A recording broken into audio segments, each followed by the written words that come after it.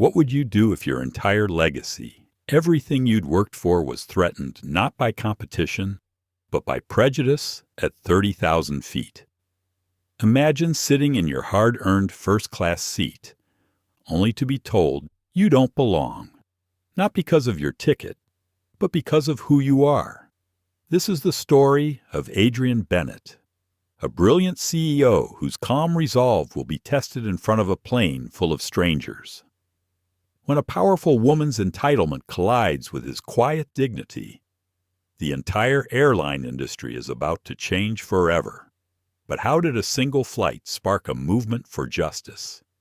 And in the face of humiliation and bias, will dignity be enough to break a lifetime of unspoken rules? As the engines roar and the world starts watching, every choice Adrienne makes sends ripples far beyond the cabin walls. What will it cost him to stay composed? Can one man's courage really ground a system built to keep him in his place?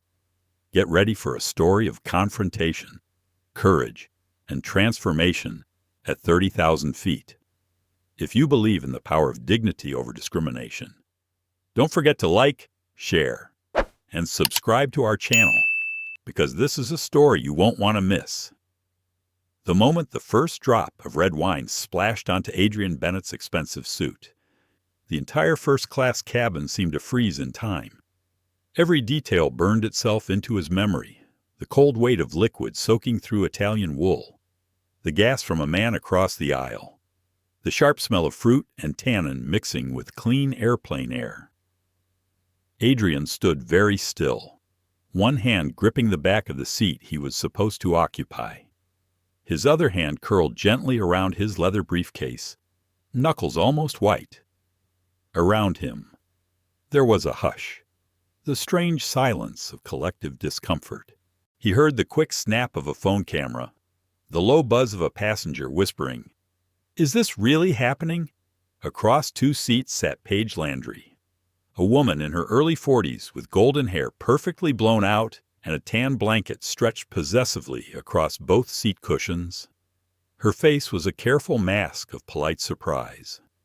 The designer bag at her feet seemed to take up as much space as she did. She didn't apologize. Not really. Her words, offered in a voice sweetened for public consumption, slipped out almost lazily. "Oh, dear, I'm so sorry. That was an accident." The apology was not for Adrienne. Not truly. It was for the audience. The flight attendant, Sierra Collins, moved in quickly with a handful of napkins, her brown eyes wide with worry. "Let me help you, sir." "I'm so sorry," she said, pressing the napkins into Adrienne's hand. He managed a polite nod, swallowing the anger that threatened to rise. All the while, Paige didn't move her blanket. She didn't move her bag. Her blue eyes flicked from Adrienne's stained jacket to the people watching, to her phone, to Sierra. There was a flicker of something like satisfaction on her lips, the kind of look Adrienne had seen before, though not always this openly displayed. For a moment, he considered letting it go. He was tired. It had already been a long morning. But then he saw the young black pilot, Jordan Avery, pausing at the cockpit door, concern written across his face. Jordan looked at Adrienne and then away, as if uncertain if he should get involved. Adrienne recognized that look. He'd worn it himself, years ago, before he learned how to navigate rooms where no one wanted him to belong. Someone in the cabin coughed. A man with silver hair in one seat pulled out his phone, and Adrienne saw the red recording light. Time seemed to slow as Adrienne weighed his options. He could demand that Paige be moved. He could demand the captain intervene. He could lose his composure. He had every right to. But the old voice inside him, his mother's voice, urged patience.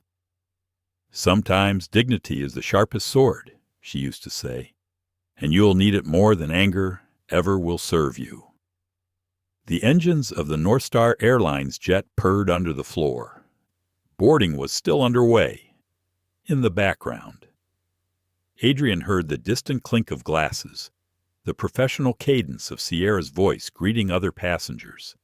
He wiped his hands, careful not to stain his wedding ring, and turned to Sierra. "Thank you." "It's all right," he said softly. "The words for her ears alone. But I think we've moved past the point where napkins will fix this."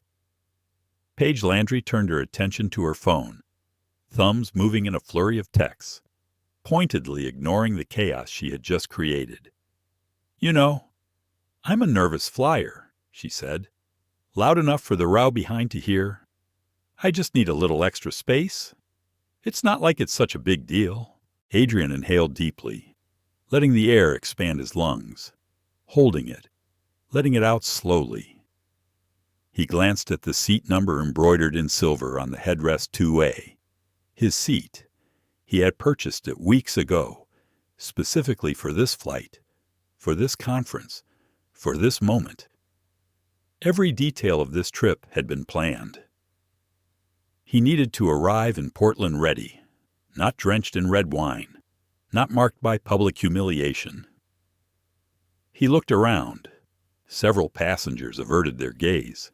Others stared back, some with empathy, some with curiosity. The recording light on the phone across the aisle didn't waver. "Excuse me," Adrian said to Paige, "but this is my assigned seat. I need to sit here." She didn't even look up. "I already told the attendant I need both seats. I get anxious when I fly. You'll have to ask someone else to move." She hugged her blanket tighter, a gesture that looked almost rehearsed. Sierra hesitated. The rules were clear, but Adrian could see the conflict in her eyes. He wondered if she, too, had dealt with customers like Paige before, the ones who always seemed to get what they wanted with just the right tone, just the right threat of escalation. A ripple of energy passed through the cabin as a new passenger boarded. The world outside the aircraft faded into the background. Adrian watched the scene unfold from a strange distance, as if he were an actor reciting lines in a play he hadn't auditioned for. He could feel his pulse in his temples, the slow drumbeat of humiliation and rage. He thought about Noah Sinclair, his longtime assistant, waiting to hear that Adrian had boarded safely. He thought about his team in Hampton, about the speech he was to deliver at the Visionary Flight Conference. He thought about his mother, about his father, about every moment in his life that had taught him that the fight for dignity was endless and exhausting. And he thought, what if I do nothing? What if I let her win? Just this once, because it would be easier than the alternative. What would that teach the people? Watching the ones filming, the ones listening, the ones who might face this themselves one day. The silence was deafening. Adrian reached into his inside pocket, pulled out his phone, and dialed a number. He didn't shout. He didn't raise his voice. But as he spoke, his words were measured, clear, and heavy with meaning. "Yes, this is Adrian Bennett. I'm on North Star Flight 325 to Portland. There's an urgent issue you'll want to address immediately." 5 minutes later, the gentle hum of the engines faded. The lights flickered. A ripple of confusion washed through the cabin. Passengers looked up as the captain's voice crackled over the intercom, steady but tense. "Ladies and gentlemen, we are temporarily pausing all departures. Please remain in your seats while we resolve a situation on board." Adrian set his phone on his knee. He looked out the window, feeling the entire weight of the moment pressing down. Paige finally looked at him, a flicker of doubt crossing her features. All around them, the world watched and waited. This was only the beginning. Hours before Adrian Bennett ever set foot on North Star Flight 325, before the sharp scent of red wine and the hush of the first-class cabin, the day had begun with a different kind of quiet. in his penthouse apartment in downtown Hampton. Adrian awoke at 5 o'clock, long before the city's rhythm had found its pace. The windows glowed faint blue, with the earliest hint of sunrise, reflecting off polished floors and minimalist decor. Adrian lay in bed for a moment, listening to the soft tick of the wall clock, letting his mind gently arrange the day ahead. His mother's framed photograph sat on the nightstand. It was her eyes, kind and quietly resolute, that often greeted him first each morning. He found a measure of comfort in that, the anchor of memory reminding him who he was and what he carried. He slipped out of bed, careful not to disturb the stillness. In the kitchen, the coffee maker gurgled to life with a familiar song. He stretched, flexing the tightness from his shoulders, then turned on the speaker system. The mellow notes of a jazz saxophone drifted through the room. It was a ritual, as necessary as breathing. He prepared a simple breakfast oatmeal, berries, black coffee food that reminded him of leaner years when every dollar counted and nothing was wasted. The day's agenda was stacked with purpose. The Visionary Flight Conference in Portland was more than just another industry summit. Adrian's company, Bennett Technologies, was set to unveil a software innovation that could change the way airlines handled fuel efficiency and passenger data. A breakthrough that would benefit not just North Star Airlines, but carriers across the country. If the demonstration succeeded, the impact would ripple through the entire industry, reducing costs and, more importantly, opening doors for minority-owned suppliers in aviation. His phone vibrated with a message, and Noah Sinclair, his executive assistant and friend of 12 years, had already sent the day's first update. Conference organizers confirmed your keynote slot. Car is downstairs at 6:15. Weather clear. I'll be on standby for any issues. Adrian allowed himself a small smile. Noah was a lifeline in turbulent times, organized, loyal, always thinking 3 moves ahead.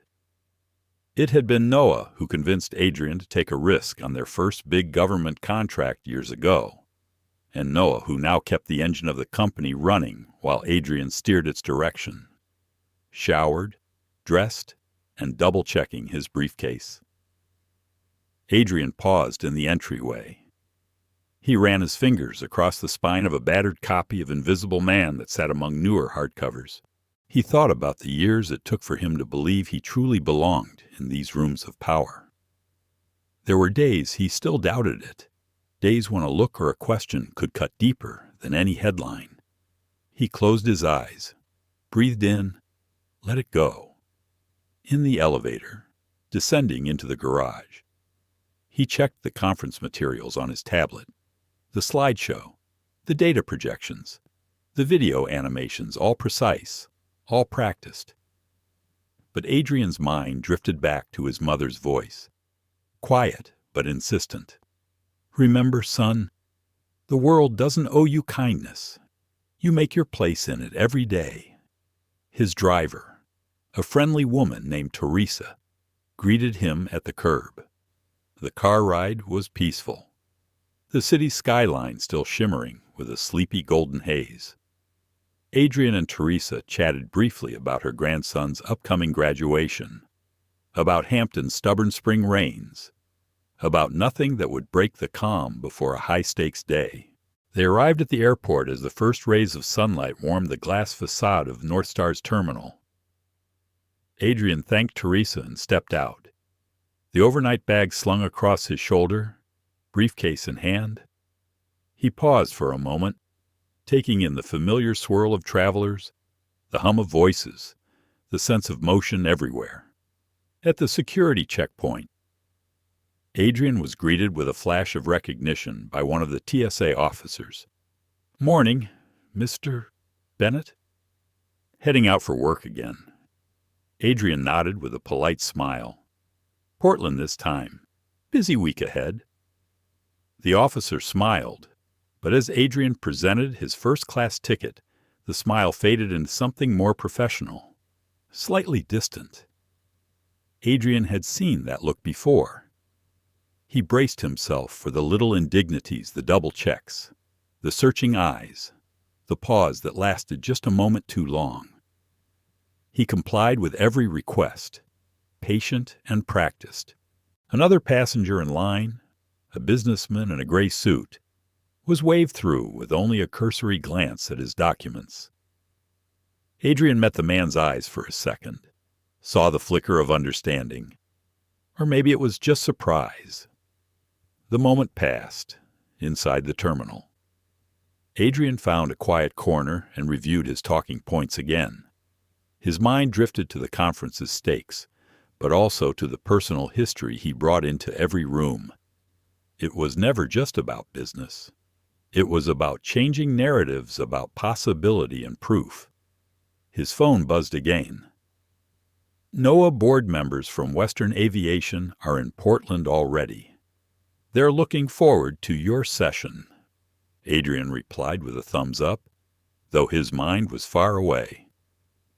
He wondered if his mother would have been proud. He thought about the miles he'd traveled, the rooms he'd entered where people looked at him and saw either a threat or a token. He thought about the weight of his own expectations, heavier sometimes than the expectations of others. For a moment, Adrian let himself imagine the conference, the applause, the announcement of the partnership that could shift the entire industry's compass. He let himself believe it would all go well.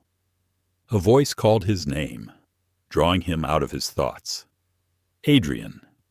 He looked up to see Jordan Avery, the young pilot he'd mentored at an aviation diversity event last year. Jordan was in full uniform, his confidence bright and genuine. Mr. Bennett, I just wanted to say I saw you on the manifest and hoped I'd get to say thank you in person. That internship changed my life. Adrian smiled, warmth blooming in his chest. It's good to see you. Jordan, are you flying today? Jordan nodded, grinning. I'm co-pilot on a West Coast route. Maybe I'll see you on board. They shook hands, an exchange unspoken between them, a recognition, a shared burden, a brief moment of pride. As Jordan walked away, Adrian felt a flicker of hope rise above the static of nerves and expectation. Maybe today would be the day everything changed. Maybe, just maybe, the old patterns would finally break. But as he made his way toward the lounge, he couldn't help but feel the old anxiety coiling in his chest, a reminder that on days like these, nothing was guaranteed. Adrian Bennett stood near the departures board, waiting for his flight to be called. In the distance, the gentle clatter of suitcase wheels rolled over polished airport tiles, a chorus of travelers moving toward unknown destinations. He glanced at his watch. Still over an hour before boarding would begin. Time enough to let his mind drift, to observe, to steady himself. The terminal hummed with the usual business families huddling together near outlets, solo travelers nursing tall coffees, children pressing faces to the glass, hoping for a glimpse of a jetliner's nose. Adrian sat quietly, suit jacket draped over his lap. Phone in hand, but untouched. He watched, not just as a passenger, but as someone used to reading the silent codes of public spaces. His gaze settled on a young woman with tired eyes, struggling to keep a toddler occupied as she fumbled for her boarding passes. Nearby, a pair of businessmen laughed too loudly about market numbers, their voices filling the corner with easy confidence. Adrian envied them for a moment the casual way they owned the space, never doubting they belonged. His own sense of belonging was never automatic. It was something he cultivated, rehearsed, protected. Every trip through the airport was a reminder of how thin the line was between welcome and suspicion. A low announcement echoed overhead, naming flights to Chicago, Dallas, San Diego. Adrian's mind wandered briefly to Portland, to the Visionary Flight Conference, to the opportunity that waited if all went as planned. He had prepared for years for a seat at this table, and now he felt the old weight returning, the one that pressed on his chest before every big moment, that asked if he was truly ready. His phone buzzed, a text from Noah Sinclair, crisp and to the point as always. Security footage will be reviewed for the fuel audit demo. Legal team says you're in the clear. Board member Ellis confirmed for dinner Thursday. All set on my end. Adrian typed a quick thanks, feeling reassured by Noah's steady presence behind the scenes. He tucked the phone away and rose, deciding to get a coffee before heading to the lounge. As he approached the coffee stand, a group of airline employees clustered near the counter, deep in conversation. They parted when Adrian arrived. One, a tall man in a navy suit, gave him a polite, if distracted, nod. Adrian ordered a black coffee, feeling the familiar sensation of being noticed and not noticed at the same time.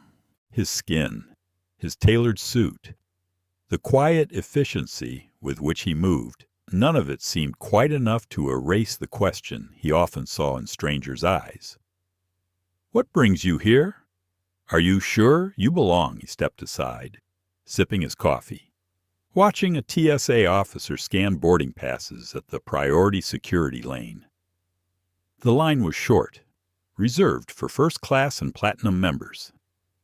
Adrian joined the line, feeling both relief and the beginning of a familiar discomfort. When it was his turn, he handed over his ticket and ID to the officer, a woman in her 50s with a careful smile. She examined his documents for a moment longer than necessary. Her eyes flicked up, then down, then up again. "First class. Mr. Bennett?" He nodded, smiling politely. "Yes, that's correct." She hesitated, then called over a colleague without explanation. The second officer, a younger man, glanced at Adrian's documents and back at Adrian, as if measuring him against an invisible checklist. The pause stretched. Behind Adrian, he could feel the tension in the line growing. Passengers shifting their weight, someone sighing audibly. He felt the heat crawl up his neck, but kept his posture steady. Finally, the original officer returned his documents. "Thank you for your patience. Mr. Bennett, have a good flight." Adrian nodded, masking the familiar sting of the encounter. He stepped through the metal detector, placed his briefcase on the belt, and waited while the agents performed an additional swab of his laptop. A businessman 2 places behind him breezed through with barely a glance at his bag. On the other side, Adrian gathered his belongings, took another steadying breath, and looked back once, just to see if anyone else noticed. He caught the eye of a middle-aged black woman, herself waiting in the standard security line. Their gaze met for an instant, a silent exchange of understanding, a shared recognition that some doors opened slower than others. Adrian made his way toward the North Star Airlines lounge, trying to shake off the moment.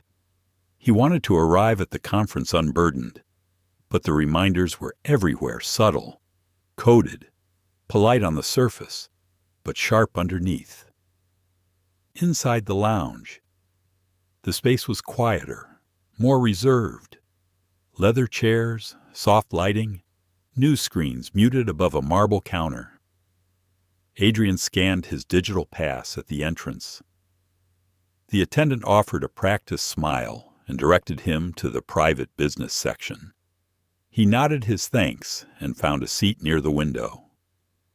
He sat for a long while, watching the runway, letting the engine noise and the slow ballet of ground crews calm his nerves. He pulled out his laptop and reviewed the slides again, but his focus wavered. The taste of bitterness lingered from the checkpoint, but he tried to set it aside. A voice interrupted his thoughts. "Excuse me, sir. Are you Adrian Bennett?" He looked up to see Sierra Collins, the flight attendant who would later play such a crucial role in the events to come.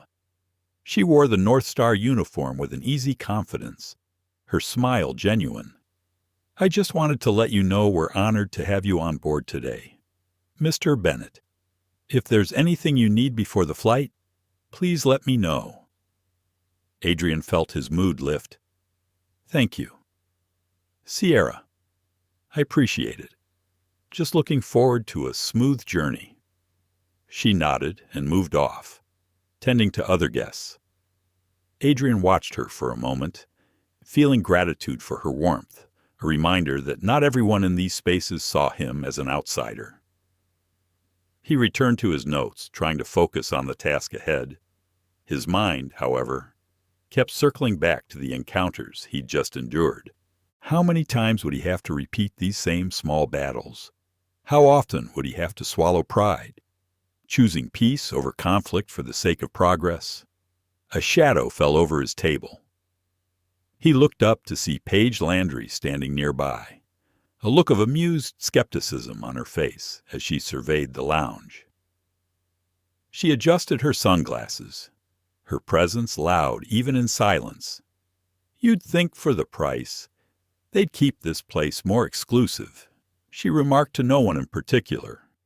Her gaze lingered on Adrian for a heartbeat too long. He closed his laptop, setting his mind. The next battle was about to begin, whether he wanted it or not. The North Star Airlines first-class lounge was designed to impress dark wood accents, soft carpets underfoot, ambient jazz drifting from invisible speakers. Yet beneath the elegant surfaces, the atmosphere always hummed with quiet rivalry. Status was the currency here, and everyone seemed eager to protect their claim. Adrian Bennett entered with a careful composure, his briefcase tucked close, taking a seat near the window overlooking the tarmac. He chose a small table half-shadowed from the main thoroughfare, a spot that offered a sense of peace. He powered up his laptop and glanced over the slides for his keynote, eyes drifting now and then to the jets rolling by below. Outside, the sun caught on a row of silver fuselages. For a moment, he lost himself in the dance of vehicles and bright-jacketed workers orchestrating takeoffs and landings. He thought about the journey that had brought him here from his childhood home in Hampton to boardrooms in Manhattan, always moving, always adapting. A familiar ache pressed at his temples. Adrian pinched the bridge of his nose, willing the headache to recede. He reminded himself to savor these quiet stretches before the turbulence of the day. He pulled out a leather-bound notebook from his briefcase, flipping to a page filled with his mother's looping handwriting. She had once told him to write 3 things he was grateful for each morning. He had not always kept up the ritual, but today he paused to add 3 words in neat script family: perseverance, hope. His phone vibrated again. Noah Sinclair's text flashed across the screen. "Just checked your slides. They're perfect. Don't forget to eat something before the flight. You need energy more than nerves." Adrian smiled to himself and replied, "I'll try. Thanks for looking out." He stood and made his way to the buffet, selecting fruit, yogurt, and a pastry. As he poured a cup of coffee, the hum of conversation rose nearby. Paige Landry's voice cut through the lounge, clipped and impatient. "Can someone get me a real glass? This is first class, not a cafeteria." Adrian looked up to see her waving down a lounge attendant with a casual flick of her wrist. She wore a cream cashmere sweater and gold earrings that caught the light every time she turned her head. Her movements were practiced, her tone edged with entitlement. Paige perched herself at a table with 2 empty seats, then spread her designer blanket and handbag across both, staking a claim as visible as a flag. He carried his breakfast back to his table, resolving not to let her presence unsettle him. Still, her voice carried. "It's just absurd," Paige said to no one in particular, as she scrolled through her phone. "They keep letting anyone in these days. It used to be you could count on a certain standard. Now I feel like I'm sitting in a bus station." She laughed, a brittle sound, and looked directly at Adrian. He offered her a brief nod, nothing more, then looked away. He thought of his mother again, her advice on facing people like Paige. There will always be those who see your presence as an intrusion. Let your excellence be your answer. He forced himself to focus on the slides graphs, market forecasts, environmental impact projections. The numbers were clear and strong, the kind of evidence he hoped would speak louder than any prejudice. The lounge attendant returned with Paige's glass, bending over the table with a polite murmur. Paige did not thank her. She simply took the glass and turned her attention back to her phone. A pair of travelers, an elderly couple, entered the lounge and paused near Paige's table. The man hesitated, gesturing toward one of the empty seats beside her. Paige glanced up and shook her head, sliding her blanket further across the chair. "Sorry, these are taken." The couple moved on, murmuring quietly. Adrian felt his jaw tense. He turned his attention back to his notes. But he couldn't shake the sense that he was being watched, measured. His thoughts drifted to the Visionary Flight Conference, to the possibility of new partnerships, the doors that could open for his company and others like it. He wondered if any of that would ever be enough to silence the doubt Paige's words seemed designed to stir. Jordan Avery, the young pilot from earlier, entered the lounge, scanning the room until he saw Adrian. He approached with a respectful nod. "Mr. Bennett, good to see you again. Just wanted to wish you luck with the conference. If you're on Flight 325, I'll be in the cockpit." Adrian's mood lifted a little. "Thank you. Jordan, you'll do great up there." Jordan smiled, then headed toward the crew area.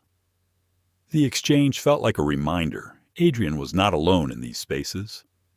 There were others watching, learning, believing that change was possible. Paige's voice interrupted his thoughts again. "Apparently, everyone is a VIP now. That's the problem with these loyalty programs. Standards go right out the window." Adrian closed his laptop with gentle finality. He had prepared all he could for the conference. Now, the greater test would be to hold his composure through the next few hours. He thought about texting Noah for a last word of encouragement, but decided against it. Some moments required you to stand alone. A boarding announcement sounded over the lounge speakers. North Star Flight 325 to Portland.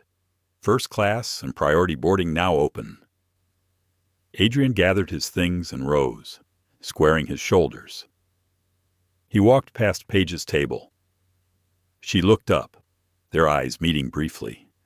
There was a flicker of something cold and assessing in her gaze.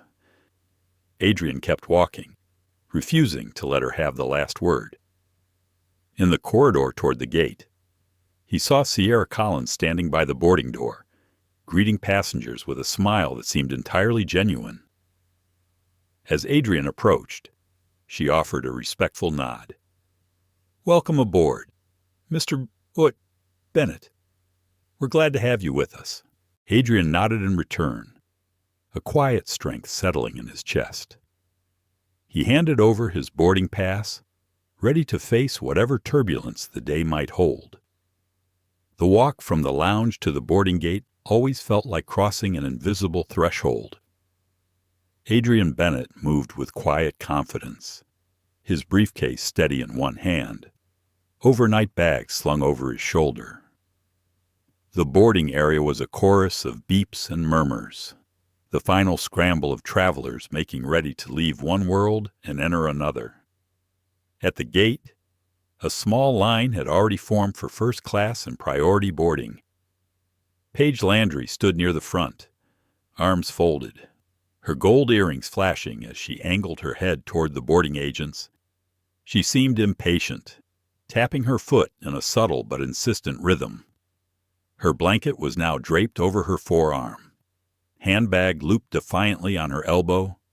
Her voice floated above the crowd, all directed at no one and everyone. If you value your best customers, you should board us first. I cannot be late for my connections. The gate agent, a young man with a calm face, maintained his professional tone. First-class boarding will begin in just a moment. Ms. Landry, thank you for your patience. Adrian waited a few steps behind, watching the interaction without inserting himself.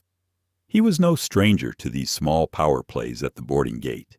He had learned, over countless flights, to read the energy in the air the way authority was asserted and surrendered, sometimes in the smallest of gestures. When boarding was finally announced, Paige pushed forward ahead of an elderly couple who were struggling with a walker. The couple hesitated, looking to the agent for help. Adrian stepped aside, letting them pass before him, offering a quiet nod. The woman smiled her gratitude. "Thank you, sir." Adrian returned the smile, feeling the old lessons of his mother echo in his heart. Always help when you can, no matter how small the gesture. Inside the jetway, the air was cooler, tinged with the faint scent of jet fuel and recycled air. Adrian took a breath, steadying himself for the journey ahead. Sierra Collins greeted each passenger at the cabin door with her practiced, genuine smile. When Adrian approached, she straightened, her voice warm. "Welcome aboard. Mr. Bennett, your seat is 2A, just to your right." "Thank you, Sierra," Adrian replied, appreciating her professionalism. He walked down the aisle, the plush first-class cabin unfolding before him, wide leather seats, soft overhead lighting, the quiet promise of comfort. Adrian moved with purpose, scanning the seat numbers as he reached row 2. He stopped. His seat 2A was occupied. Paige Landry sat comfortably, legs crossed, her blanket and bag sprawled across both 2A and 2B. Her phone was out, and she barely glanced up as Adrian stood beside the row. "Excuse me," Adrian said gently, holding up his boarding pass. "I believe you are in my seat. I am assigned to 2A. Paige did not look up from her phone. "These seats are both taken," she said, as if reciting a line rehearsed many times before. "I told the attendant I get anxious flying. I need the extra space." Adrian kept his tone even, though his chest tightened. "I understand, but I reserved seat 2A weeks ago. My boarding pass," he held it up for her to see, "confirms it." She finally looked at him, her gaze cool and unyielding. "Surely there's another seat somewhere for you, or maybe the flight attendant can sort it out." "I am not moving." Passengers began to notice. The man in 1C, the same one who had filmed earlier in the lounge, lifted his phone just slightly, screen angled toward the exchange. Others watched in uncomfortable silence. Adrian looked for Sierra. She approached, sensing the shift in the cabin's energy. "Is there a problem here?" she asked, her voice calm. "This gentleman claims I'm in his seat," Paige said before Adrian could respond. "But I already explained I have a condition. I need extra space. Surely you can accommodate." Sierra looked at Adrian, then at Paige, then back at the boarding passes. "I'm sorry, Ms. Landry, but your ticket is for seat 2B, the aisle. Mr. Bennett is assigned to 2A, the window. I'll need to ask you to move your belongings to your assigned seat." Paige bristled, her cheeks coloring. "Do you know who my husband is? He's a longtime friend of North Star's board." I shouldn't have to explain myself. Sierra stood her ground. I understand, but our policy requires that all passengers sit in their assigned seats. If you would like additional space, you may request an upgrade in advance. At this time, I will need you to move to 2B. Adrian waited, heart thudding. He could feel the judgment, the tension radiating from every corner of the cabin. Paige slowly gathered her blanket and bag, muttering under her breath, "Standards are slipping everywhere." Sierra stepped back, giving Adrian space to stow his briefcase and settle into 2A. He sat, exhaling a breath he had not realized he was holding. Across the aisle, the man in 1C caught Adrian's eye and gave a subtle nod. Adrian nodded back, feeling both solidarity and exhaustion. As the cabin filled, the temperature seemed to shift, a quiet anticipation building. Paige continued to glare at Adrian, her presence a cold wind at his side. She draped her blanket tightly across herself, fidgeting with her phone, sighing dramatically every few minutes. Sierra came by to offer pre-flight drinks. "Would you care for some water or juice, Mr.?" Bennett Adrian managed a grateful smile. "Just water. Thank you." As Sierra poured a glass for Adrian, Paige reached across with a glass of red wine. The movement was sudden, almost careless. The wine sloshed dangerously close to Adrian's arm. Sierra's eyes widened, but Adrian remained perfectly still. "Thank you." "Sierra," he said, as the attendant handed him a napkin, "I think I have everything I need for now." Sierra lingered for a moment, as if weighing whether to say something more, then moved on. Adrian leaned back, focusing on his breath, letting the distant rumble of engines ground him. From his window seat, the world outside seemed so far away, just blue sky, streaks of clouds, and a single runway stretching toward the horizon. He closed his eyes, summoning the strength he would need for whatever came next. It happened so quickly that later, Adrian Bennett would replay it in his mind again and again, searching for the exact moment when accident became intention. The pre-flight lull had settled over the cabin. Flight attendants made their last checks. Seat belts clicked. The rustle of newspapers and the tap of keyboards filled the air. Adrian was reviewing his conference notes on his phone, trying to keep his focus on the future rather than the unease at his side. Paige Landry's mood had darkened after being asked to move. She sat stiffly in 2B, arms folded tight, phone in one hand, a glass of red wine in the other. Adrian barely registered the movement until he felt the cold shock. Paige, with a flick of her wrist, managed to tip her wine, sending a crimson wave across the armrest and onto his lap and sleeve. The splash was startling, the sensation so jarring it took him a moment to react. The dark liquid seeped into his suit, spreading like a bruise. Gas erupted around them. Sierra Collins, moving quickly from the galley, hurried over, napkins in hand. "Sir, I'm so sorry," she said, her face etched with concern. "Let me help you with that." She knelt beside him, dabbing at his sleeve and trouser leg, her fingers working quickly and gently. Paige's expression, at first flat, shifted into a look of exaggerated horror. "Oh, my goodness," she said, clutching her chest. "I did not mean to do that. You startled me.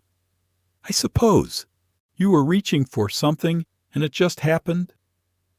Adrian looked down at the stain, at the expensive suit now ruined by carelessness or something colder. His jaw tightened, but he kept his voice steady. "Accidents happen," he said quietly, but his eyes did not leave Paige's face. Paige shifted her tone, voice pitched louder for the benefit of everyone in first class. "He was hovering over me," she said, I felt threatened. Anyone would have been startled.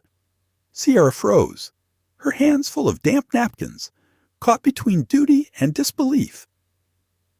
Other passengers were openly staring now. The man in 1C, still filming, leaned in closer. Adrian's mind spun. There was a deep ache in his chest, a weight that was all too familiar. He was suddenly aware of every detail, the way the wine had splattered on his lapel, the stairs, the tension thickening the air. For a heartbeat, he thought about standing up, demanding that Paige be removed, letting the full force of his anger speak for him. Instead, he pressed his hands into his thighs, grounding himself.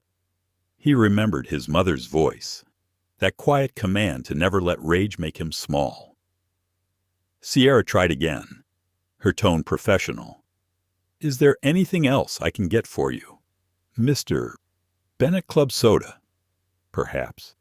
For the stain, Adrian offered her a grateful nod. Thank you, Sierra. You're doing your best. I think the suit is beyond saving. Paige was not finished. She pressed her phone to her ear, speaking into the silence of the cabin. I need to report an incident, she announced, eyes darting to her neighbors. I feel unsafe. This man, her words trailed off, but the message was clear. She was building a story, one she hoped would shield her from blame and cast Adrian in the worst possible light. A hush fell over the cabin. Then, unexpectedly, a new voice broke the silence. It was the elderly woman Adrian had helped at the gate. She spoke with quiet authority. That's not what happened, she said. This gentleman has been nothing but respectful since we boarded. I saw everything. Several other passengers nodded, some murmuring agreement. The man in 1C spoke up, holding up his phone. I have the whole exchange recorded. There was nothing threatening about Mr. Bennett's behavior. Paige's face flushed. She glanced at her phone, fingers flying over the screen as she sent off a text. She muttered under her breath about standards, about not feeling safe, about people not knowing their place. Adrian closed his eyes for a moment, feeling the heat of humiliation, the sharpness of injustice. He wondered what his mother would do in this moment. He remembered her once saying, "Sometimes you teach people by standing your ground, and sometimes you teach them by rising above it." Captain Richard Caldwell's voice came over the intercom, firm and practiced. "Ladies and gentlemen, this is your captain speaking. We have a minor situation at the front of the cabin. Please remain in your seats while we address it." Sierra excused herself to consult with the captain. Paige's performance as a victim grew louder, her voice trembling as she insisted she needed to be moved, that she could not possibly remain on this flight with such hostility nearby. Adrian sat in silence, heart pounding. He looked down at his ruined suit, then at the faces around him. Some watched with sympathy, others with curiosity, and a few with naked discomfort, wishing the whole scene would simply vanish. As Sierra returned, she knelt beside Adrian once more, lowering her voice so only he could hear. "I am so sorry for all of this," she said. "I know you did nothing wrong. Please, let me know if there's anything I can do." Adrian met her eyes. "Thank you, Sierra. I know this isn't easy for you either." He watched as she stood, composed but clearly shaken. The whole cabin waited, breath held, for what would come next. Adrian's thoughts raced. He replayed the years of training, the countless moments when he had to choose between standing up for himself and protecting his future. He felt the old anger burning, the voice that said, "Enough is enough." He realized that everyone was watching: passengers, crew, the captain, and soon Perhaps the world outside this narrow metal tube. This was not just about a seat or a suit. It was about what kind of man he wanted to be when dignity was under attack. The answer, he thought, had to be more than silence, but it could never be rage. He straightened in his seat, the storm swirling all around him, determined that the next move would be his and his alone. Adrian Bennett sat in seat 2A. The cold of the wine now dried into his clothes, the tension lingering in his bones. The first-class cabin was silent except for the hum of the air conditioning and the distant whir of luggage carts outside. Paige Landry's presence in 2B felt heavier than any physical weight, a wall of icy disdain and calculated victimhood. Her whispered calls and text messages continued, her face contorted in a mixture of embarrassment and indignation. He glanced at the window, watching the ground crew moving with purpose on the tarmac below. A tiny part of him longed to be anywhere but here. There were times, even now, when the armor he wore every day felt impossibly heavy, when he wondered if the cost of calm was too high, if keeping the peace just let others think this was acceptable. But each time the anger swelled in his chest, he heard his mother's voice. "Remember, son, rage makes you visible for all the wrong reasons. Dignity makes you unforgettable." Adrian reached for his phone, then hesitated. He could feel the eyes of the cabin on him, waiting for his next move. The man in 1C still held his phone steady, not recording now, but watching with visible concern. The elderly woman from earlier offered Adrian a small, reassuring smile. In that glance, he found a reminder of all the people who had lifted him up, who had taught him that sometimes quiet resolve could move mountains. His hand trembled as he scrolled through his contacts. For a moment, he hesitated on Noah Sinclair's name.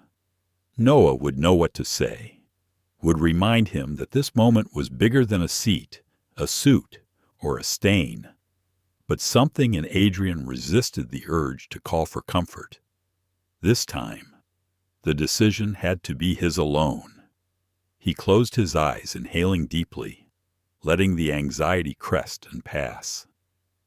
The whispering in the cabin grew louder as Sierra Collins reappeared, her face set with determination. She leaned close, her voice low enough that only Adrian could hear. "Mr. Bennett, Captain Caldwell would like a word with you at the front of the cabin. If you would prefer, I can stay with your belongings." Adrian nodded, grateful for her professionalism. He stood, gathering himself, and walked past Paige, who made a point of shrinking away as if he were contagious. Her performance had not faded. She cast nervous glances at other passengers, hoping for support. At the front of the cabin, Captain Richard Caldwell waited, his uniform immaculate, his eyes sharp but not unkind. "Mr. Bennett," he began, "thank you for your patience during this incident. I want you to know that we are investigating thoroughly, and we take all passenger concerns seriously." Adrian met the captain's gaze, refusing to shrink. "I appreciate your attention, Captain, but I want to be clear. I have done nothing to warrant being treated as a threat. I simply asked for the seat I paid for. I expect to be treated with the same respect as any other first-class passenger." Captain Caldwell nodded, listening. "Mr. Bennett, I believe you. Several passengers have spoken up on your behalf. We are also reviewing footage and statements. However, Ms. Landry insists she feels unsafe. In situations like this, protocol often suggests removing both parties, but that does not feel right given the circumstances." Adrian's shoulders slumped slightly. He had heard that line before, had felt its edge. Equal blame, equal removal, never equal justice. He pressed his lips together, searching for the right response. Before he could answer, the cabin door opened and Jordan Avery, the young pilot Adrian had mentored, stepped in. "Captain, we have a call from corporate," he said quietly. "It is urgent. They want to speak with you and Mr. Bennett immediately." Adrian's stomach twisted. Was this the moment when the situation spiraled out of his control? He followed the captain and Jordan to a small crew area, away from prying eyes. Captain Caldwell answered the secure line. The conversation was brief, measured. Adrian listened as Caldwell's tone shifted from defensive to attentive, then to outright concern. "Thank you, sir. I understand," the captain said finally. "We will comply immediately." He ended the call, then turned to Adrian. His expression changed. "Mr. Bennett, I have just been informed that you are a principal stakeholder in North Star's parent company. Is that correct?" Adrian nodded. "That is correct. Captain, I have a responsibility to this airline not just as a passenger, but as someone who cares deeply about its values." Captain Caldwell's posture changed. His voice softened. "Sir, with your permission, I would like to formally pause the flight and address the entire crew. This incident requires more than a standard response." Adrian felt a wave of relief and resolve. He had not wanted to pull rank, to reveal his power just to solve a personal slight. But something in him shifted. This was about more than his own comfort. This was about making sure that dignity was not optional, not a luxury that could be stolen by a single entitled voice. "Please do." "Captain," Adrian replied, "it is time this airline stands for something better." As the captain moved to the cockpit, Jordan placed a hand on Adrian's shoulder. "Thank you for standing up. Mr. Bennett, we need to see that it's possible." Adrian looked at the young man, seeing in him a version of himself from years ago, hopeful, ambitious, but always aware of how quickly hope could be crushed by the careless actions of others. "Thank you, Jordan," Adrian said quietly. "You remind me why I keep fighting." He returned to his seat, the eyes of the cabin following his every move. Paige watched him with open disbelief, her authority unraveling. He sat down, closed his eyes, and let the engines of change finally begin to turn. The next 5 minutes unfolded with a strange, breathless clarity, as if the entire world had narrowed to the first-class cabin and the long steel tube of North Star Flight 325. Adrian Bennett sat upright in 2-0, heart thudding in his chest, as the gentle hum of engines suddenly faded to an uneasy silence. Across the aisle, the man in 1C whispered to his wife, his phone ready in his lap. Passengers craned their necks, sensing something unusual was happening, the mood changing with every second of uncertainty. Paige Landry fidgeted with her phone, her act of indignation dissolving into anxiety as she saw the cabin crew conferring urgently at the front. Captain Richard Caldwell's voice soon filled the cabin, calm but unmistakably serious. "Ladies and gentlemen, due to an unexpected operational review, we have been instructed to temporarily pause all departures. Please remain seated as we address a customer service situation. We appreciate your patience and cooperation." A wave of confusion rolled through the cabin, followed by a rising buzz of speculation. Was there a safety issue? A technical glitch? Some passengers looked annoyed, others worried. A few, especially those who had witnessed the earlier scene, seemed to understand that something deeper was unfolding. Sierra Collins moved quietly through the aisle, her professional mask unshaken. She stopped by Adrian's seat. "Mr. Bennett, we have paused the flight as requested. Is there anything else you would like me to do at this moment? Adrian shook his head, his voice low but certain. Thank you, Sierra. You have handled all of this with more grace than anyone should ever have to show. A ripple of relief moved through her features. She leaned in. I wish we had more passengers who remembered that dignity is a two-way street. Nearby. Paige pressed her phone to her ear again, her voice barely above a hiss. You need to call someone, she whispered. Tell them I am being harassed. I do not feel safe. I am going to miss my meeting in Portland, and this is unacceptable. Her tone was increasingly frantic, the authority she had wielded slipping through her fingers like sand. At the front of the cabin, Captain Caldwell and Jordan Avery conferred quietly with a ground operations manager who had hurried onto the plane. Their words were hushed, but Adrian could see the seriousness in their faces. A few rows back, the elderly woman Adrian had helped at the gate leaned forward to address her husband in a steady tone. That young man has been nothing but respectful, she said, a clear note of support intended for anyone who might be listening. If anyone deserves to fly today, it is him. The air in the cabin grew thick with anticipation. The news of the flight's sudden grounding traveled fast. Adrian could see passengers peering over seats, some opening their phones to check social media, others texting family or work with updates.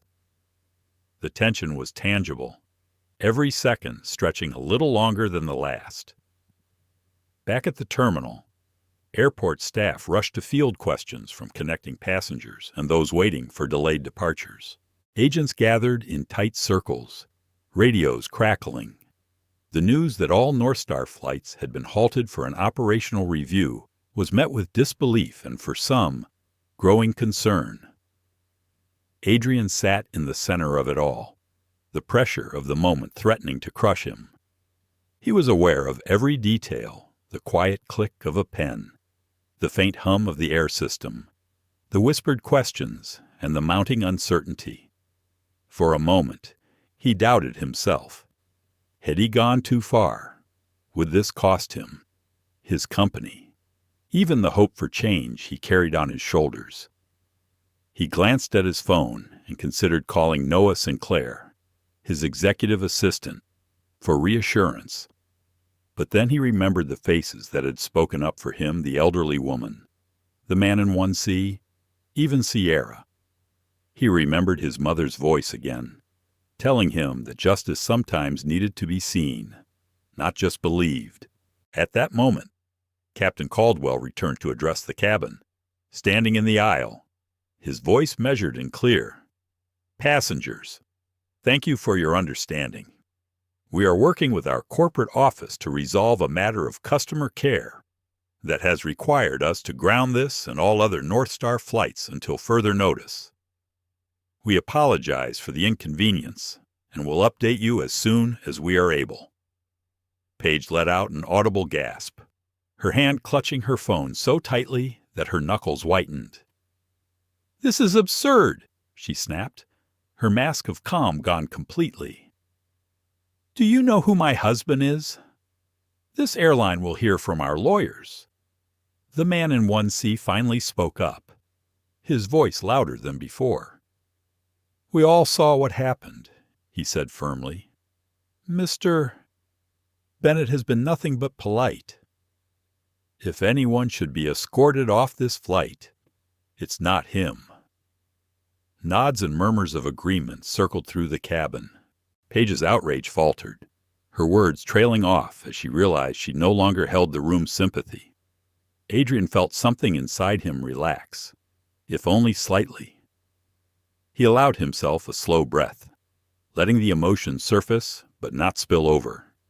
He was no longer fighting just for himself, but for everyone watching everyone who had ever been asked to move, to wait, to accept less than their due, because someone else claimed to be more deserving. The minutes ticked by. The tension in the cabin gave way to an uneasy camaraderie among the passengers. Sierra passed through again, checking on each person, her care professional, but also deeply human. Adrian caught her eye. "Thank you," he said quietly, "for standing with the truth." She offered a tired but genuine smile. "Thank you for not backing down." As ground staff began to board the plane, the final decision was made. Paige Landry, still protesting, was asked to collect her things and leave the flight. Her face burned red as she stood, drawing a storm of stares, some pitying, many relieved. As she exited, a sense of lightness swept through the cabin. The weight of injustice had lifted, if only for a moment. Captain Caldwell addressed the passengers once more. "Ladies and gentlemen, thank you for your patience and for your understanding. We are preparing to resume departures and will be airborne shortly." Adrian leaned back in his seat, the taste of vindication bittersweet on his tongue. He wondered how far the ripples of this moment would reach. He thought about his team, the conference ahead, and the possibility that something lasting could grow from a few minutes of grounded flight and a refusal to accept indignity. And for the first time since boarding, he allowed himself to hope that maybe, just maybe, the system could change. In the aftermath of the abrupt grounding, the news traveled faster than any aircraft.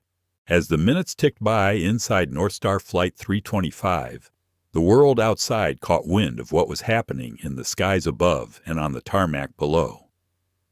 What began as a tense standoff in first class now echoed far beyond the metal walls of the airplane.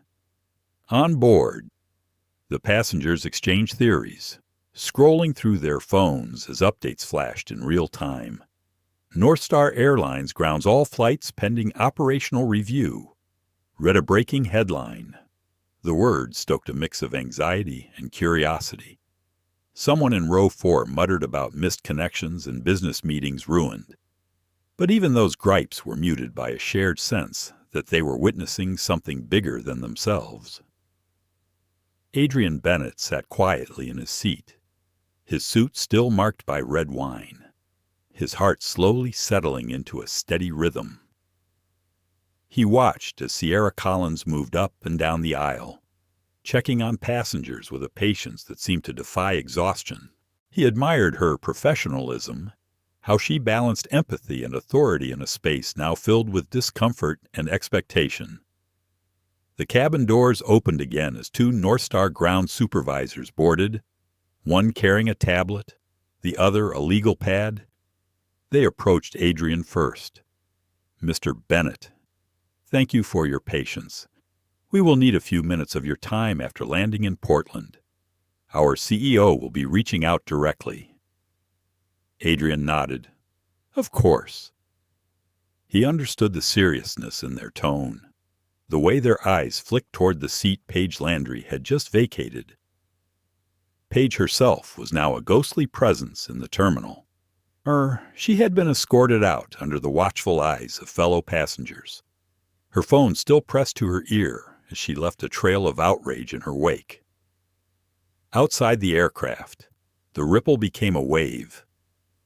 By the time she reached the main terminal, someone had already posted a blurry photo of her exit to social media. The comments poured in, some sympathetic, many scathing. The truth was out there now, documented in countless tweets, videos, and first-hand accounts. Adrian could feel the moment expanding, multiplying far beyond the confines of one flight. For every passenger, like Paige Landry, there were dozens more in the world, people who had wielded privilege like a weapon, who had never faced the consequences of their own entitlement. But now, for perhaps the first time in her life, Paige was not protected by her last name, her marriage, or her practiced victimhood. In the Northstar Airlines headquarters hundreds of miles away, Richard Caldwell, recently promoted to CEO after years as a respected captain, fielded urgent calls from the board of directors, the legal team, and the press. The airline's social media team watched as hashtags began to trend to dignity in the skies. Justice for Adrian. No more privilege. Richard stared at his reflection in his office window. He knew this was a defining moment, not only for North Star, but for the industry as a whole. He remembered the phone call that had halted all flights, the demand from the top investor, a demand born not from ego, but from exhaustion, with a system that protected some and ignored others. He picked up the phone and dialed his executive team. "We are not going to bury this," he said. "We are going to address it head on. Prepare a statement and begin immediate review of our customer service and anti-bias policies. This cannot be a one-time fix. It has to be the start of a new standard." Meanwhile, inside the plane, Adrian fielded a text from Noah Sinclair. "Are you okay? Media is reaching out. Conference organizers already heard. Call me as soon as you land," Adrian replied. "I'm holding up. Thanks for having my back." The elderly woman in the row behind him leaned over as the plane sat still at the gate. "Young man," she said softly, "you handled yourself with grace. My husband and I have flown for 60 years, and we have seen a lot. But today, you reminded us of what dignity looks like." Adrian offered her a gentle smile.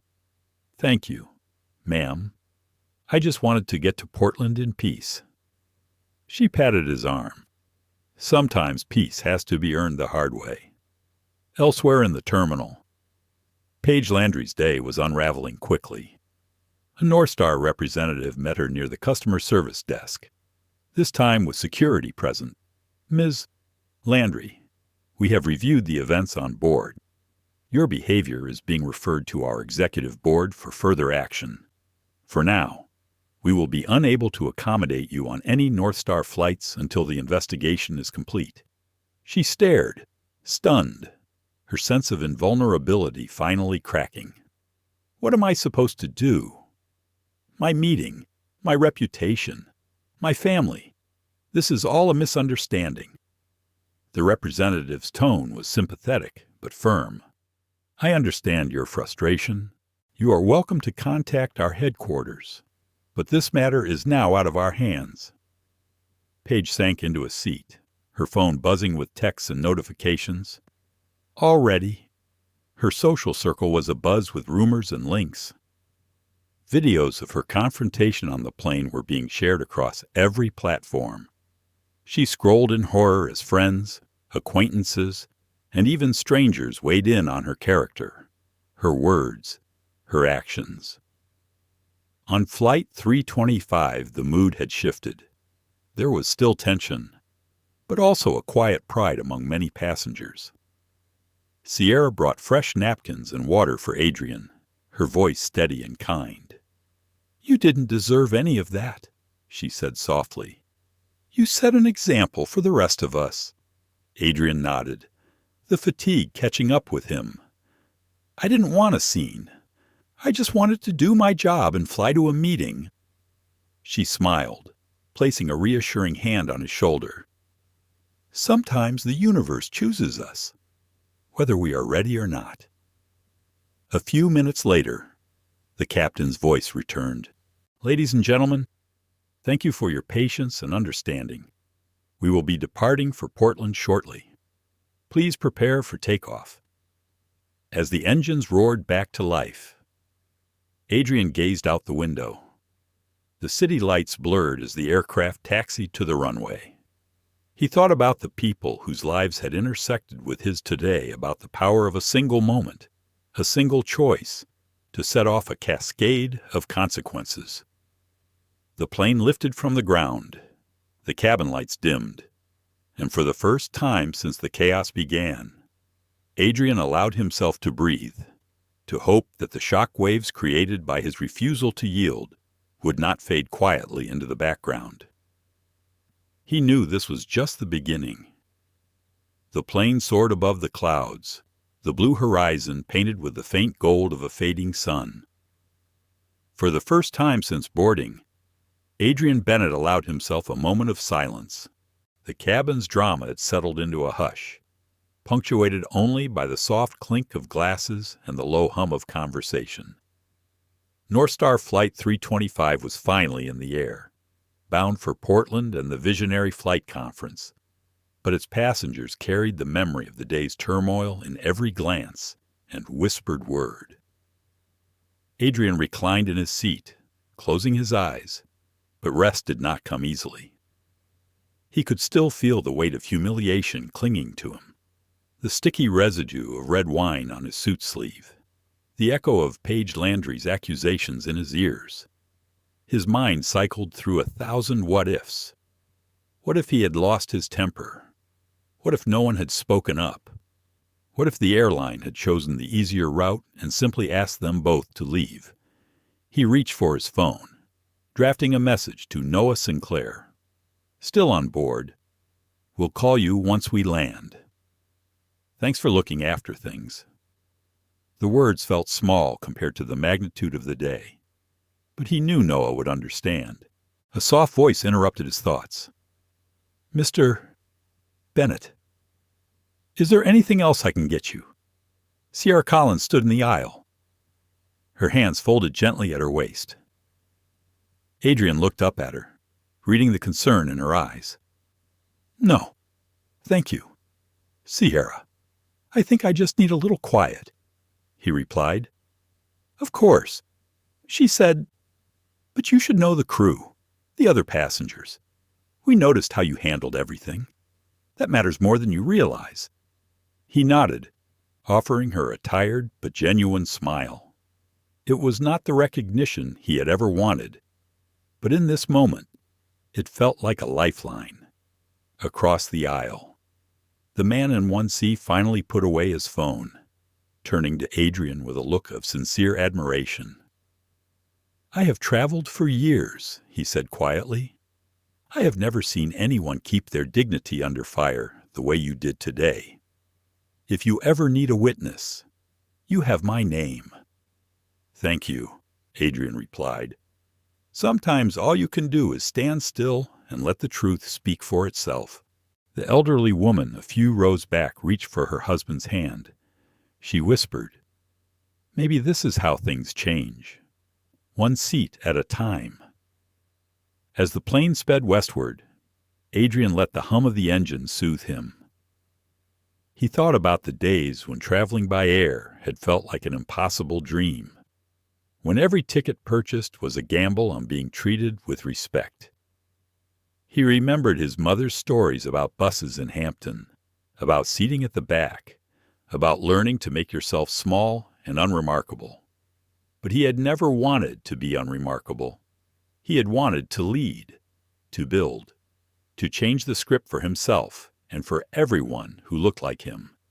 And yet, for all his success, the lesson was always the same: power did not insulate him from prejudice. It only gave him a new way to respond. He turned over these thoughts, the tension and sorrow, the small victories. He wondered about Paige Landry, now left in the terminal, her world shaken and her story reframed by the day's events. He wondered if she would see herself in the videos already circulating online, or if she would double down on the narratives that had always protected her. He wondered, too, about the young pilot, Jordan Avery, who had watched everything unfold from the cockpit door. For Jordan, for every rising leader who carried hope and risk in equal measure, Adrian wanted this day to mean something more than another viral headline. He wanted it to open doors, to spark questions, to change the unspoken rules that shaped who belonged and who was merely tolerated. Sierra returned with a warm towel, a small gesture of comfort. She offered it with a gentle touch. We are about an hour from landing. Mr. Bennett, I know you have an important meeting, but if you need to change, we have a spare shirt in the crew closet. Adrian accepted the offer, changing quickly in the small lavatory. The clean shirt a welcome relief from the sticky memory of wine. As he looked at himself in the mirror, he saw both the tiredness and the resolve in his eyes. He heard his mother's voice again, as if she were standing behind him. "You do not let them decide who you are." Returning to his seat, Adrian glanced at the cabin. The passengers had shifted from discomfort to a kind of camaraderie. Some shared snacks. Others swapped stories about flights gone wrong and times they had felt powerless. For a few minutes, the cabin felt almost like a community, united by the shared experience of a day that would not be soon forgotten. He took a notebook from his bag, scribbling down thoughts and ideas, bits of his speech for the visionary flight conference now colored by the morning's events. He resolved to speak not just about efficiency and innovation, but about the value of dignity as a standard in aviation, how technology could close gaps, but hearts and minds had to close them too. As the plane began its descent, a final announcement came from Captain Caldwell. "Ladies and gentlemen, we thank you for your patience today. We are making our approach to Portland International.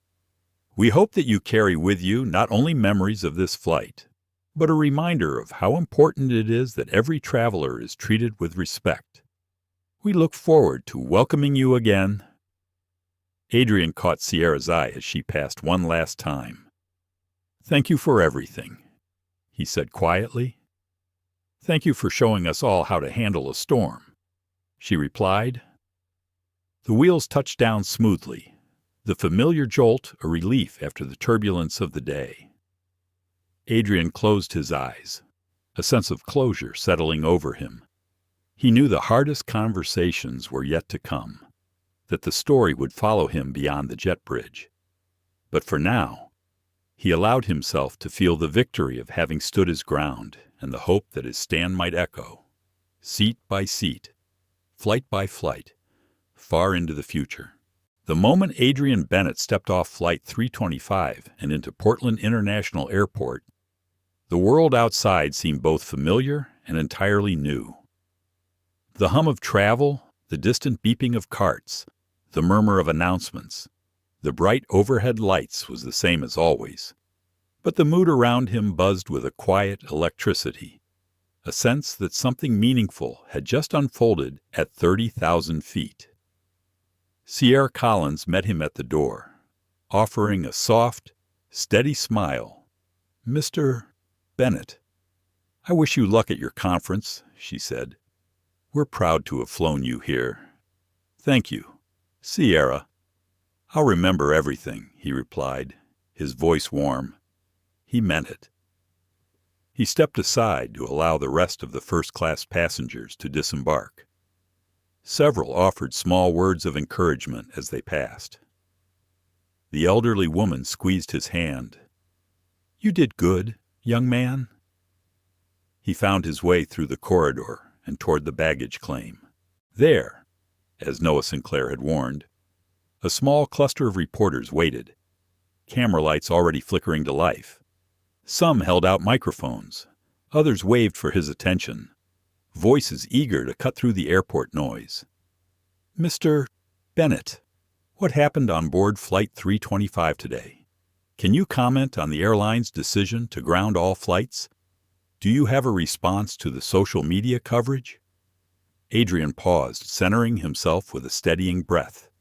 He had not sought the spotlight, but it had found him all the same. He glanced at his phone, Noah's last message still on the screen.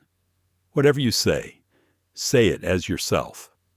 He faced the cameras, his voice calm but resolute. "This morning, I boarded my flight simply wanting to get to a conference and do my work. What happened on board was unfortunate, but it is not a unique experience. Too many people still face moments when their right to dignity is questioned. I am grateful to the crew, to passengers who spoke up, and to North Star for choosing to confront the issue rather than sweep it aside. I hope this becomes an opportunity for real change, not just for me, but for everyone who travels. The questions kept coming. Adrian answered what he could and declined what felt too personal. He did not mention Paige Landry by name. He did not dwell on the details of humiliation or anger. Instead, he spoke of systems and solutions, about the need for companies to build respect into their practices from the ground up. As he moved away from the cameras, Noah greeted him with a quick embrace. "You handled that perfectly," Noah said, voice full of pride. "The whole team is watching online. You have the board's support, and the conference organizers are running behind anyway. You have time to breathe." Adrian exhaled, tension draining from his shoulders. "Thank you. Noah, I'm not sure how much more attention I want, but if it helps shift the conversation, then maybe it's worth it." They found a quiet corner near the escalators, away from the reporters. Noah handed Adrian a folder conference notes, updates, a printed statement from Northstar's CEO, Richard Caldwell, who had already issued a public apology and announced a sweeping review of airline policy. Noah looked serious for a moment. "This isn't just about today. You know, we've all faced things like this in our own way. You being calm, choosing dignity, it gives people a script for what to do when the world turns unfair." Adrian nodded. He felt both the weight and the honor of it. He remembered his mother's words. Sometimes your greatest strength is simply not letting them change who you are. At that moment, his phone buzzed with a new message, this one from Richard Caldwell himself. "Adrian, thank you for your patience and your leadership today. Our board is meeting to discuss a permanent anti-bias protocol. I want to personally invite you to advise us on new training standards. We will make this right." Adrian typed a reply. "I look forward to helping however I can. Thank you for listening." They headed for the conference center, their path lined with digital ads for the Visionary Flight Conference, now displaying Adrian's name as a keynote speaker. The room he entered felt different this year. People rose as he approached, not just out of respect for his title, but for what he had just endured. The conference organizer, a tall woman with a welcoming smile, took Adrian aside. "You know, everyone is talking about your flight. Some of our partners are even asking how they can review their own travel and hospitality policies. I hope you will share your story, not just your business insights." Adrian paused. He wondered if he could. Did he want to open that part of himself to the world? Again and again, he remembered the feeling of the wine soaking into his suit, the silence of the cabin, the quiet courage it took to not lash out. He met her gaze. "I'll tell the truth," he said softly. "Maybe that's all we can do." As the day turned to evening, Adrian finally had a few moments to himself in his hotel suite. He looked out at the city lights of Portland, the river winding through the darkness. He called his mother, her voice bright with pride from Hampton. "I saw you on the news," she said. "I'm proud of you. Adrian, remember, you don't have to be strong for everyone all the time. Just be yourself." He smiled, letting his guard down for the first time in hours. "I love you, Mom. I'll be home soon." That night, social media was ablaze with clips from the press conference, from the airport, from Flight 325. People debated, argued, supported, condemned. But through it all, one theme rose, above the noise dignity. Once defended, was hard to ignore. As Adrian drifted towards sleep, he knew the story was not just his anymore. It belonged to everyone who had watched, to everyone who needed hope that things could be different. Morning light poured through the Portland skyline as Adrian Bennett rose to face a new day. The city was waking up, but the world around him already buzzed with the aftermath of yesterday's events. His phone vibrated nonstop messages of solidarity, invitations for interviews, thank yous from strangers who said they had never felt seen before. He dressed carefully for the final day of the Visionary Flight Conference, tying his favorite blue silk tie, a gift from his mother. There was a new sense of gravity to his appearance, as if he carried not just his own ambition, but a piece of hope for everyone who had ever been asked to move aside. Downstairs, the conference center was abuzz. Adrian greeted Noah Sinclair in the lobby. "You ready for this?" Noah asked, handing him a fresh coffee and a reassuring smile. "As I'll ever be," Adrian replied. The two walked side by side through corridors lined with banners touting innovation and inclusion. The organizers had given Adrian the closing keynote. Every seat in the ballroom was filled, the energy unlike any he had felt before. He took the stage, heart pounding. The audience fell silent, hundreds of faces turning to him not just as an executive or a conference headliner, but as the man from Flight 325, the man who refused to give up his seat, his dignity, his calm. He began, "Thank you for allowing me to share not just my business vision, but my lived experience. Yesterday, I was reminded that all the innovation in the world means little if we cannot guarantee basic dignity for every person. I want to talk today about what it means to build systems, businesses, and communities where everyone belongs." He recounted the story not in lurid detail, but with honesty. He spoke of the humiliation, the temptation to respond with anger, and the choice to respond instead with calm. He thanked the crew, the witnesses, even those who had opposed him, for reminding him of the power of action and accountability. He challenged every leader in the room to examine their own policies, to build processes that would prevent prejudice from going unchecked. People nodded, some wiped away tears. In the crowd, Sierra Collins and Jordan Avery watched from the back, proud to see their story ripple out into the world. Adrian concluded, "True leadership is not about never facing conflict or bias. It is about how we respond. Every time we choose dignity over vengeance, every time we build accountability into our systems, we take another step toward the future we all deserve." He stepped down to a standing ovation. Reporters clustered nearby, but this time their questions were different. What can we do to change our own organizations? How do we teach our teams the same resilience? Backstage, Richard Caldwell, Northstar's CEO, greeted Adrian with a handshake. "Your words moved the board. Adrian, we're instituting a new dignity protocol, mandatory anti-bias training, transparent reporting systems, and a customer code of conduct. We want you as an advisor." "I'd be honored," Adrian said. He felt the weight of his fatigue, but also the first warmth of real progress.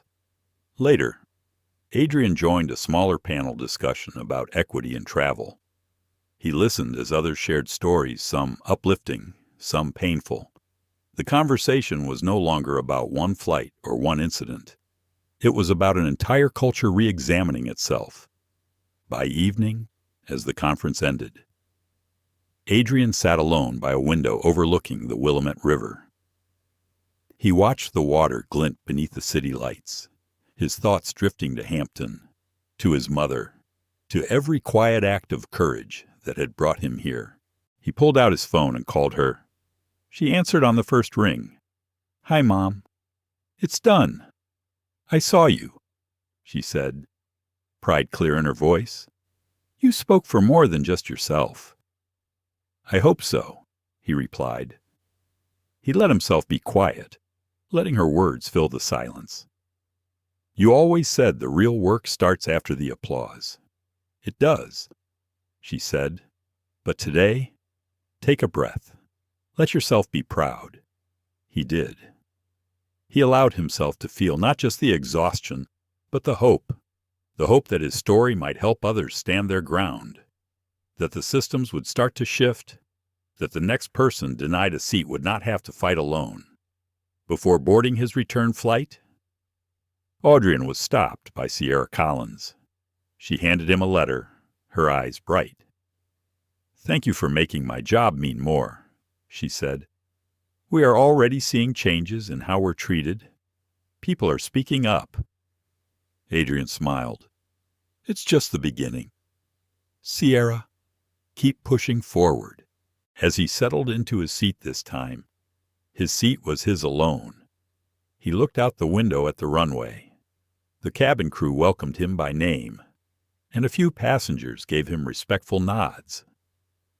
As the plane lifted into the evening sky, Adrian closed his eyes and let the hum of the engines fill his chest.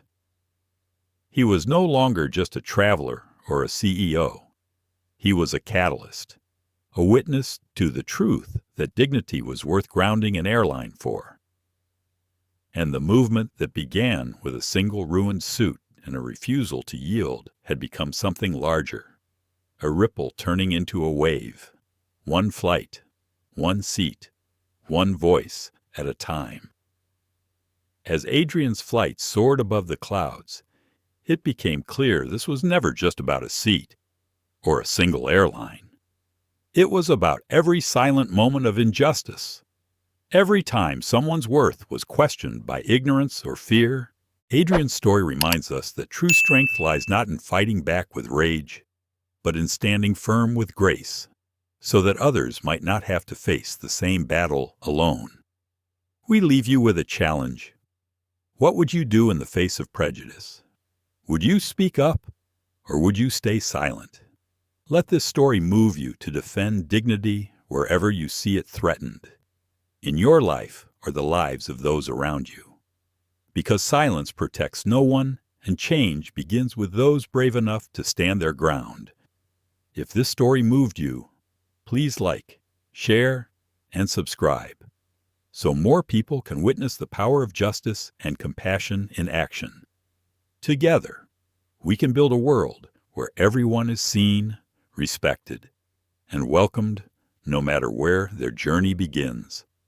Thank you for watching, and stay tuned for more stories that challenge, inspire, and unite us all.